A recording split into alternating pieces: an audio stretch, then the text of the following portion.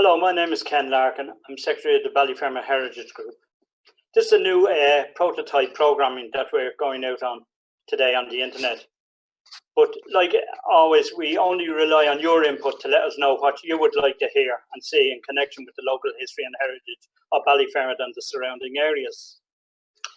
Just a little bit on the Hearitage Group itself. We started up in 2003. Our mission is to raise awareness to every resident in Ballyfermot of their heritage, so as to help create a sense of, to contribute to the Ballyfermot and its surrounding areas, and to identify the community in the past, present and future. We have one motto and one motto only. We say drop in, say hello and share your memories. Now, it's very hard to do that with the COVID-19 to drop in because of the libraries being closure, but you can always say hello and share memories through what you have to say. Today, we're going to be talking to Martin Healy, who is a musician, a poet, a songwriter, and an all-round great community man. Hello, Martin. Ken Larkin, how are you? Good man. How are you? It's great. It's unusual that we talk like this, Martin. Yes, usually face to face. Face to face, and that's the way I like it, yeah. You know, well, due to the COVID and that, you know. But Martin, could you take us back to your first memory of growing up? Wow. Well, I was born in the old Coombe Hospital down there, and we lived in a tenement house in Mead Street, number 32 in Mead Street. So I spent the first couple of years of my life there before we were transferred then to a proper house in Bluebell, which is where I grew up, went to school, etc., etc. Met my wife in Bluebell. We got married in Bluebell, and then in 1975 we moved to a house here in Ballyfermot. And we've been here. Sorry for cutting in you there, Aaron. What age were you when you moved? It was tenement. When you moved from the tenements to Bluebell, what age would you have been roughly? 3 or 4, probably. Can you remember moving? Can you remember? I remembered certain parts of the tenement house, very much so, because some of it was, it's locked in your memory. Some of it was probably a bit frightening at times. But we lived on the top floor. With my father's brother lived in the house, the room across on the top landing. There was 2 rooms on each landing. So we lived there for a couple of years. But things I remember, it was just one room, no running water. We had to get it from the yard 3 floors down in a bucket. Well, obviously I didn't. Yeah. My mother had to do most of that anyway. So the room was divided with a curtain, and behind the curtain was two beds. The parents' bed and myself and my brother were in the other bed. So there was 2 years there in that tenement, yeah. At that time, yeah, at that time. The family got bigger, obviously, when we moved up to Bluebell. Yeah. But certain things I remember would be at night time listening to every room had a cat. Yeah. That was to keep the vermin down.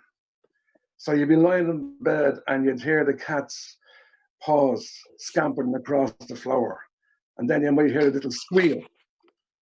And then it all went quiet. Things like that kind of never left me. I remember things like that. A lot of the other stuff has just passed away. But there are just certain things that would stick with you. Yeah, funny you say that. Like I too was from the tenements, North Great Georgia Street, and that's we moved up to Buckingham Street before we were to get back in the tenements there, and we go in there and you could smell the sewerage, little things like that, like you say, things that you can remember from it, you know. Yes. The sewerage and different things, you know, poverty was very bad. But anyway, you moved to Bluebell. Yes, we moved to Bluebell, and it was like going to Disneyland. It was so, we had an inside toilet and everything worked and stuff like that. So moved to Bluebell, started going to the local school there.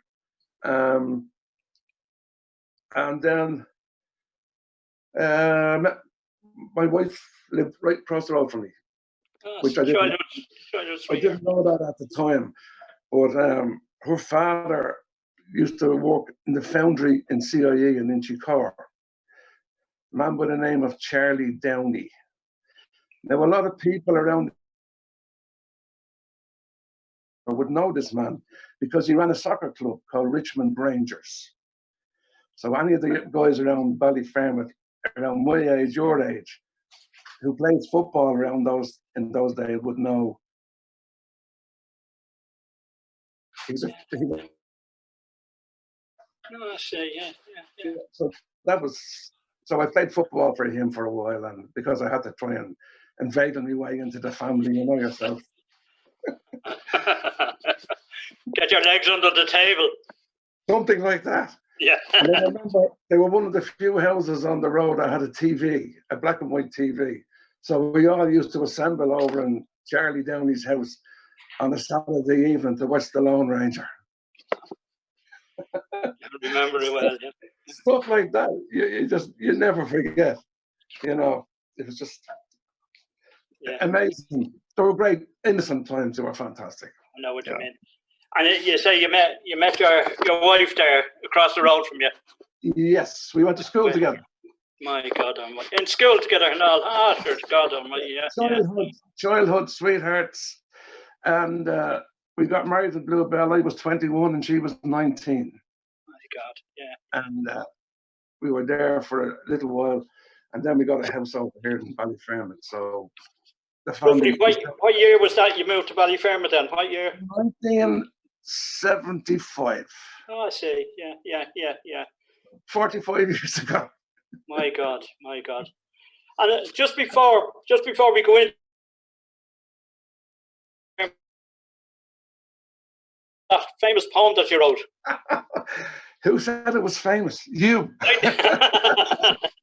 Well, it's been.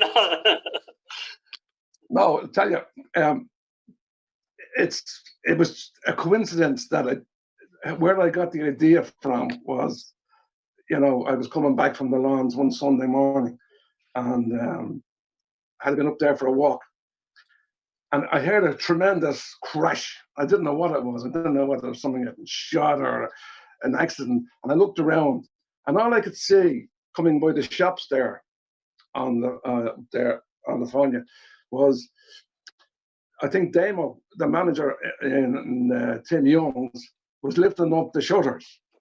But at the same time, the lady in the chemist was pulling down the shutters. And both of them did it at the same time. And the noise was incredible. Like it nearly affected your eardrums. And I looked at my watch, and it was 12:30. So I was thinking as I was going home, I do something with this. This is unusual, a coincidence. So I wrote this poem, and it's called Dressing Gowns in Ballier. So it's 12:30 on a Sunday in dear old Ballier town. The publican pulls his shutters up, and the chemist pulls his down. I meandered into Tesco's. I was just rambling up and down, when standing right in front of me was a woman in her dressing gown. As I carried on my wanderings, a look of shock upon my face. Another one here, another one there. They were all over the fucking place. It was then I started to panic. Is there someone I could tell? Because it wasn't just their dressing gowns. They had their jammies on as well. For the record, let me get this straight. This was no fashion show. It was then I had a brainwave. I'll have to talk to Joe. Go on, says Joe. I don't know what to say. Do you mean to tell me that the women in Ballier go shopping in their negligee? Well, the very next day on Live Line, Joe was on the case. Then the phone calls started flooding in. It was happening all over the place. Well, the burning question of the day was going through everyone's head. If this is what they wear to Tesco's, what do they wear to bed? That was it. Brilliant, brilliant, brilliant. Well done. Got it, well done. Yeah, yeah. And tell us this, I know you knew Brendan Grace as well. I did. How did you get to know Brendan? This was a very, I kept bumping into Brendan Grace all my life. When I finished primary school in Bluebell, I started going to secondary school down in James's Street, the Christian Brothers. And in my class was a fella called Brendan Grace. So he was just an ordinary Joe Soap. He was a character, very funny, always cracking jokes. Wasn't rude or anything like that. He was very much, he was a nice prankster, if you know what I mean. He didn't get himself into too much trouble. And he used to live around the corner with his grandmother in Eckland Street. So in those days, a lot of people did that. They farmed out some of their kids to their grandparents to keep them company, I think. But Brendan was in the same class as me. And every day, this brother Hurley used to come in. And if he was in good form, he'd say, Grace, sing a song. And Grace would stand up and sing a song. And he always sang Cushy Butterfields, which was a song that he loved it. And at the time he died, he sang it. So we did our intercert, the two of us, and he went his way and I went my way. I started the job at the airport as a postboy. I was 15 years of age. So we used to head out to the airport every day on the bus, on two buses, and I started driving around on a bicycle, delivering posts to all the offices in the airport. But I used to work with a guy called Paul Malone. Oh, yeah, yeah. Yeah, he's still around. He's still on the entertainment circuit. And Paul Malone used to drive a Honda 90 motorbike.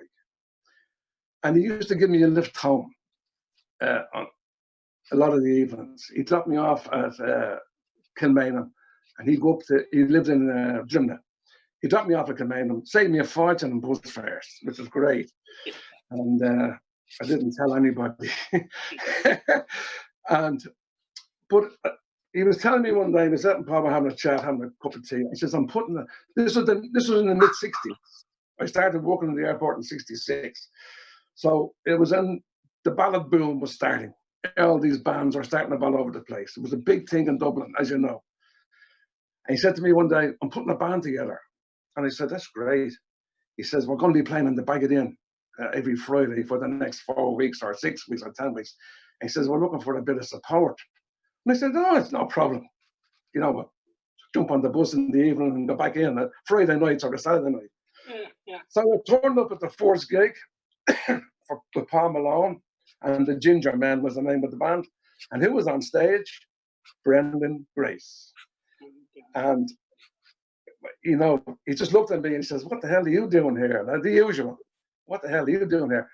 And he says, I'm part of this band. And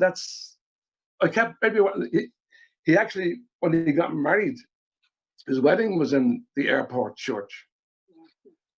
And they arrived in a helicopter. But the band was going for a couple of years, and I used to go and support them. So I was with Brendan Grace all the time, pretty much all the time in the early years. And then they went their separate ways again, and Brendan eventually headed off to America and stuff like that. But even when I kept bumping into him. Every couple of years, I'll be in town, and next thing I hear, whoop, how are you going? And I'd look up in the bottler voice, how are you? You know, and it was Brendan, and he never, ever, ever changed. Ever. He was just the same guy from the time I met him up to the time he passed away. He never changed. There's no airs and graces about him, if you know what I mean. But he was just a genuine, nice man. You're right, Martin, because I met him a couple of times. I met him once when he lived in Kilnamanagh, and he used to shop in Dunn stores. Yeah. And he was the same kind of act with the women there, you know, and the tills and that. He had the Yeah. same as he did on the television. That's Yeah, right. like you Yeah. say, he was the same man off the stage as he was on the stage. Yeah, yeah. He never changed. And his parents are buried up in Palmerstown Cemetery. Oh, are they? That's right. Yeah, yeah. Yeah. My dad is not buried too far away, and I'd always just wander down and Oh God, yeah, and say hello. Yeah, yeah. places there. Yeah. And tell us this, Martin, you were part of the Ginger Men then, were you? No, I wasn't. But Paul Malone started up that band. That's right. Yeah. I used to go and see them playing every time they played around Dublin. I used to go and see them, and because if there was a charge in, you didn't have to pay in, if you know what I mean. Yeah. We were part of the fan club. Yeah. We used to organise buses. Brendan and Paul used to organise buses every now and again. On a Friday evening, they'd be doing a gig down the country, down in Carlow or Wexford, and they'd have a double-decker bus at the airport, and we all jumped on it, paid our 2 and 6 or whatever it was, and that got you down and back and into the gig.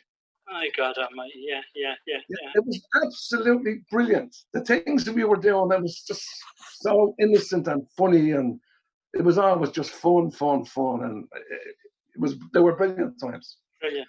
But they, what year did you take up the music then? Playing the guitar and singing? It's funny. I always had a guitar, but I didn't know how to play it. Yeah. And then again, back in the airport, I'm working with a lad, a very good friend of mine called Jimmy Cowley. He's now living up in Leitrim, and he was a brilliant guitar player and singer. And he gave me a guitar one day. He says, "You have a great voice for singing ballads." He says, I said, "Well, I wouldn't be able to, because I'd like to have something, guitar players and singers, they hide behind it. It's a prop. You need a prop, I think, on stage. Some fellas just stand up there with a microphone and that's their prop. But I wanted to have a prop in front of me that I could maybe, I was a bit shy at the time." He says, "You have a great voice for singing ballads." And I said, "Okay." He says, "I'm going to give you a guitar, and I'm going to show you a couple of chords." And I said, "Okay." And he gave me a piece of paper. I still have it. Oh God, yeah. I still have it. Gave me that piece of paper. This was over 40 years ago. He gave me a piece of paper, and he wrote down the chords of Spancel Hill.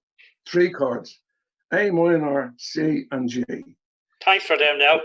He says, learn that song, he says. That was the very first song I ever learned. And he says, if you throw in another 1 or 2 chords, like E minor and D, you'd be able to play 10,000 songs. And he was right. And that's how I started. Yeah, very good. Just for pure accident. I said, I was too shy to go up on stage. And so I said, I'd love to have a guitar like you. And he says, well, I'll get you one. And he gave me one. And when I was finished with his guitar, I gave it to his brother, who was only starting off. And I bought my own guitar. So it just started off like that. Just simple stuff. Brilliant, yeah. We ended up, myself and Jimmy and another fella called Jim Nolan he lives in Ennis now. We ended up going to America for 10 or 12 years every St. Patrick's Day. We spent a week over there. We got a month's wages for playing there for a week. Don't tell the taxman. And that was great money for us, because, particularly for me, I had 3 or 4 kids at the time at this stage, and it was great money to have to come home and hand it to missus for kids' clothes and school books and stuff like that. And it was pay a load of bills that we had built up. And every year I did it for 10 or 12 years. The 3 of us used to go over to America, and we'd have a ball over there. My God almighty. And we made mad money. Yeah. And now you're involved in the community in Ballyfermot. You were in an open air concert there. We were celebrating the 70th year. Yeah. You did the open air concert, yeah? It was great to get involved with, because even though I lived here, I wasn't part of the music scene here as such, because it was the guys that were playing here were so long at it, they were entrenched in the different venues and pubs around anyway. But I had started a band 15, 16 years ago, and we were based in Chapelizod in the Villager. So it was great to get the opportunity to get more involved in Ballyfermot. The opportunity was there last year, And then, of course, the Ballier Trad Hub started because of it. Brilliant. And the whole thing has just mushroomed into, it's incredible. It's fantastic, that Ballyfermot Hub, because they're coming from all over town, as you know yourself, and the country. You know, they're coming from all over. The magic thing about it is you have young kids, and you have people even older than me and you that are playing there, and they're all intermingling with each other every week. It's amazing. Yeah, there's no prima donnas there at all, you know. No. Yeah, no, fantastic it is. Yeah. It was some of the, and like, it's a pity, particularly from last year with the concert and all the open air stuff last year. Everybody was looking forward to this year. You know, what are we going to do? Is it going to kick on, or will it be a 2-week festival? Maybe it should only be a 1-week festival or whatever. But we never got the opportunity to do it or to even talk about it. Please God, the day will come that we'll do it, though. You know what I mean? Yeah. It's just taking away from us. It's just taking away from us. Yeah, that's true. No. And tell us this then, Martin. I know you're involved, as I say, in the community with the music and all that, you know, but you're also gigging around. You're doing the village. Where are you? We're playing in a place called Dillon's in Parkgate Street. Yeah. We used to do the cottage in Bluebell. The first person I played in the cottage in Bluebell with was Paddy O'Gorman from RTA. Oh, yeah. Paddy's a great guy. We met by accident walking dogs up the canal, and the next thing we ended up doing the gig every Thursday night in the cottage in the Bluebell. Paddy's a brilliant guitar player. He's a brilliant singer. He's a really, really nice fella. I kept bumping into people like these guys, you know. And yeah. And they were guys who didn't have any egos whatsoever, and they were great. Like Brendan and Paddy was the same. Well, fair play to you. Ordinary people. God, yeah. God, you're great to keep it going anyway. Fair play. You know, but I tell you, you're playing along with Tommy as well, Tommy Phelan, isn't that right? Yeah. Well, we started going. I met Tommy Phelan by pure accident up in Tim Young's at a session on a Monday night they used to have there. And Derry Copley would have been there, of course, and all the usual hanger-oners would have been there. But I met Tommy Phelan. I was sitting there beside him one night. I didn't know who he was. And I was looking at him and he says, "How's it going?" I said, "I'm grand." He says, "I'm too old for this stuff." Because they're all young fellas. They're all, you know. He said, "Well, it's funny, I feel the same way," which they weren't all the young fellas. Paddy Abbey and all these guys were all, this is 10, 15 years ago, maybe. Yeah. So he says,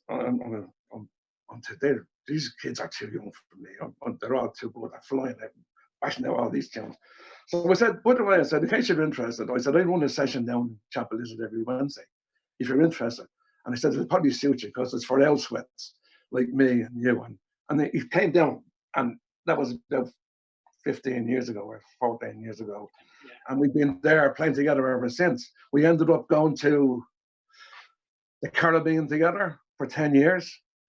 We played over there for Paddy's Day for 10 years as guests of the government of Montserrat, the island of Montserrat, where all the Irish were sent to by Cromwell in the 1600s. And all the black people over there and all of Irish surnames.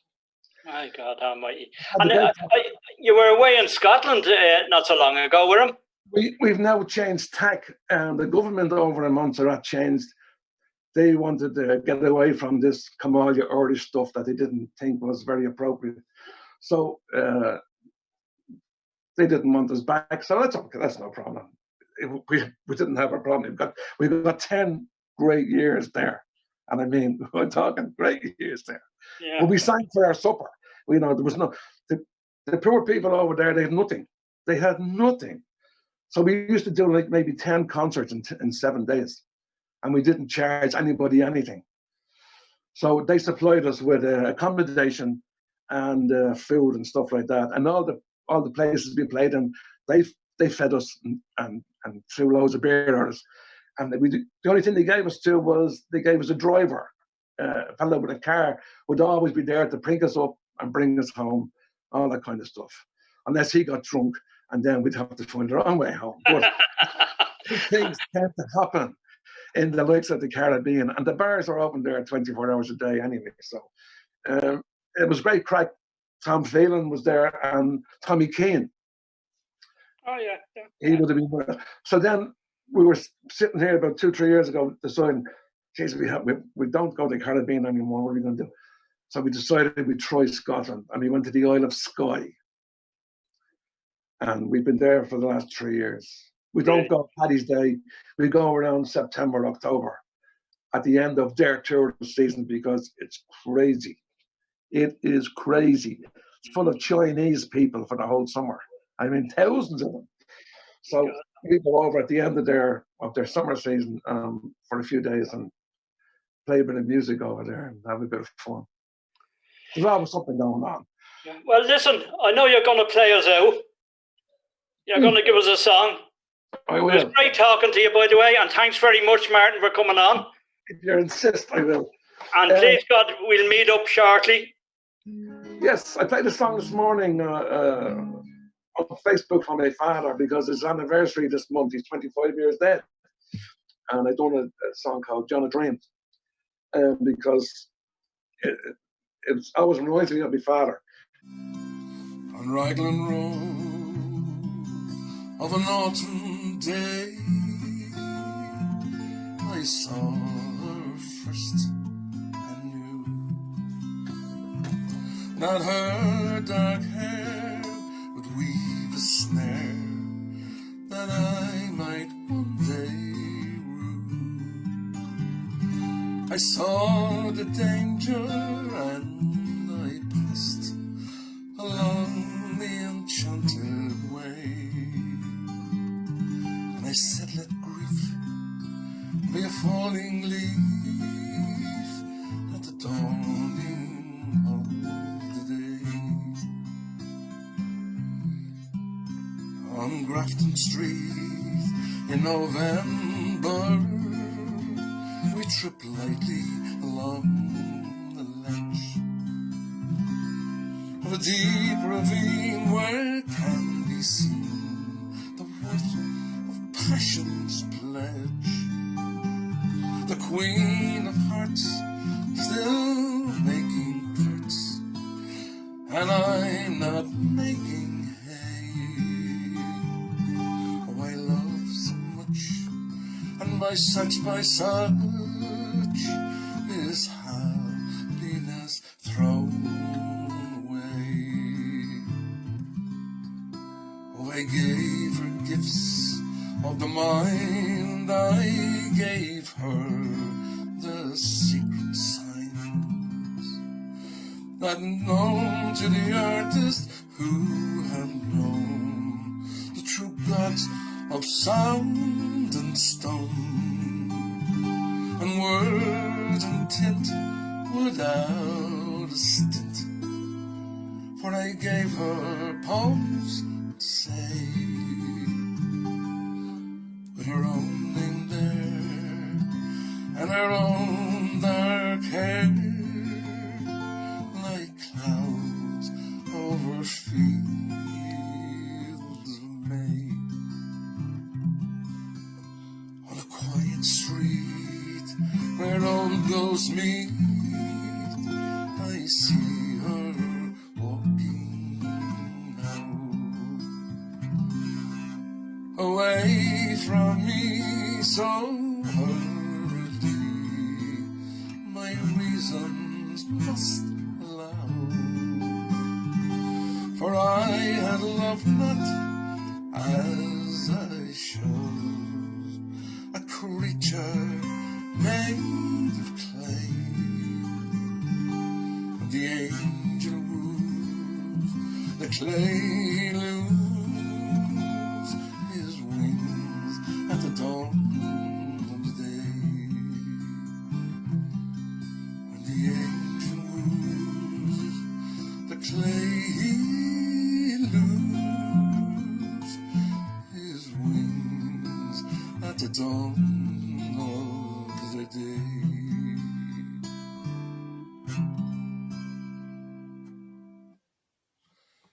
Fair play to you, Martin. Thanks very much. Thanks very much. And by the way, Martin, thanks very much for all the music you're putting up. How many? You must have done it from the start when you got the notice of the COVID-19. When the lockdown started, I decided to do one every day, thinking it'd be over in 3 or 4 weeks. I'm now on my 58th song in a row. My God, yeah. Well, It doesn't look like easing off either. Well, you can see people are enjoying it and you're lifting their spirits great. And Martin, thanks very much for everything. Thank you, Ken. God Take bless care now. everybody. Take care. I'll see you shortly. Please, God. Bye-bye. Thanks, Ken, for that. We also want to thank everybody who has sent us in some old photographs over the past 17 years.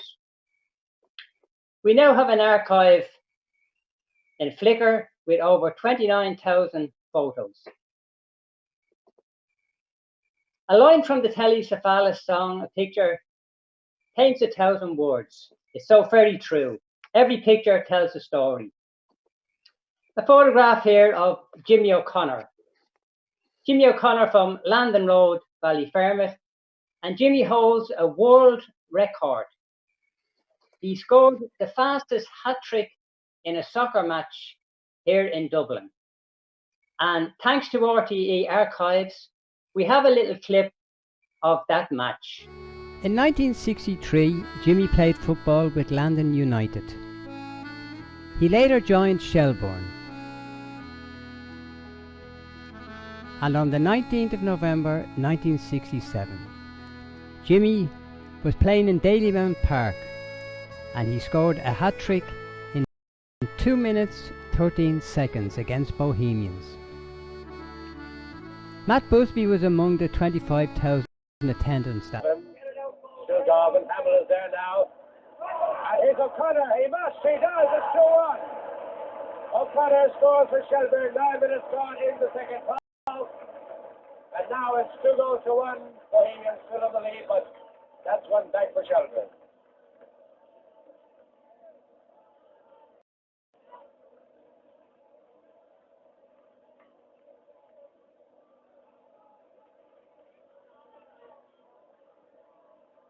O'Sullivan to Hayden, back to Newman. Long one upfield then. Hayden running for it, number 10. Heading it out to Doyle. Places there first.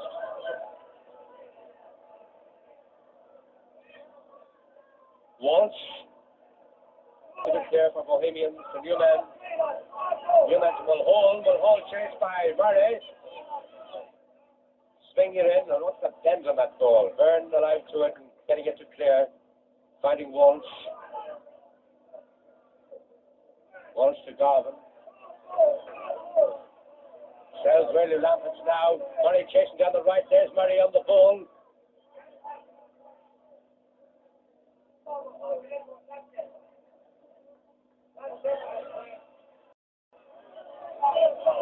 Gannon.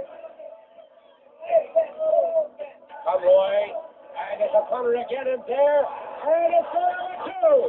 There's the equalizer. O'Connor has made it 2-0 with 10 and a quarter minutes gone in the second half.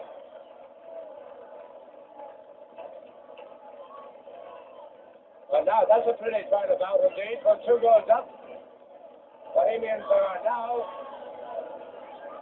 down to 2-all. Shelbourne really vibrant.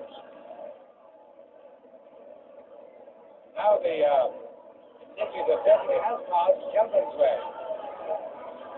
Down from 2 down to level pegging is a good performance. Let's see what they go ahead now. Out they go again. Garvin on the ball. What did Jerry Doyle say to them at half time? Here's Garvin. A good cross again. O'Connor's in again. It's a hat-trick. It's 3 for O'Connor. Going out like they didn't play the arms enough from Yana to a couple of minutes. And 32 years later, thanks to a tape provided by the RTE Archives, the Guinness Book of Records finally recognised his achievement, and I think that record still stands today. Charlie Martin. He's originally from Ardmore Road in Ballyfermot. He was the founder of the Shankill Project, which was a project in Northern Ireland. And for that, he was rewarded the MBE for his great outstanding services to the community. In November 2017, we got talking to Charlie. It must have been a very proud day for yourself. I saw a picture of your mother there at the MBE? Yeah. Oh yeah. Well, you see, being an Irish citizen, and as I say, some people still can't understand why I accepted the award, but being in the situation, created a situation with a project where you're working so closely with so many people, on behalf of the project, I accepted the award. It wasn't just for me. And if I'd been an Irishman, I couldn't go to England because I was an Irish citizen to receive it from the Queen. So it was granted here by the Stuart Eldon, the British ambassador at the time, and he allowed me to invite 29 people or 30 people of my own choosing. Now that was, if I'd have went to England, it would just have been me. But he put on a reception for 30 people, and that way I was able to invite my family, representatives of the teachers in the north of Ireland, the RUC, or the PSNI as it is now, the Gardaí, and teachers and friends, close friends, who were all involved in the project. So they all shared in the honour at the day, and it was a great day. That was. And you have the MB here with you. I have the MB. You just mentioned about the peace Yes, medal. the peace medal. And that's the peace medal there. That was 1998. Yeah, the first award, and as I said, it was an auspicious company with the people that I received, which I said to you earlier on. But you want me to mention them again, or Mo Molan, George Mitchell, David Andrews, and the British ambassador at the time, Dame Veronica Sutherland, and myself. 5 issued in 1998, and I'm proud to be one of the 5. Okay, yeah, great work. And then in 2006, I received the MBE,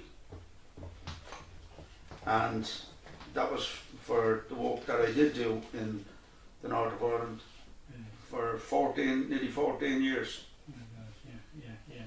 So a great another reward, another one that I graciously accepted on behalf of the project, and all the people involved. And you're still in touch with them people, are you? Yes, I'm still in touch. We meet every Christmas, but unfortunately I did cancel this year because we won't be in the country. Thank you, Charlie, for all your hard work helping to bring peace to Northern Ireland. Our next photo was sent in to us by Sally Maguire from Leafonia Road, and it's of her husband's family's home, which was on Ballyfermot Road on the site of St. Matthew's Church.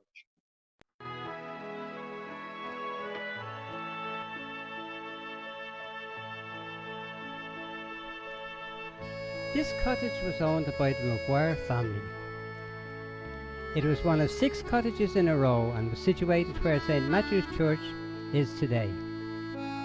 Way back in the 1930s, on a rather dull autumn day, Sally's late husband Pat noticed a tramp as he thought sitting across opposite the house, looking kind of suspicious.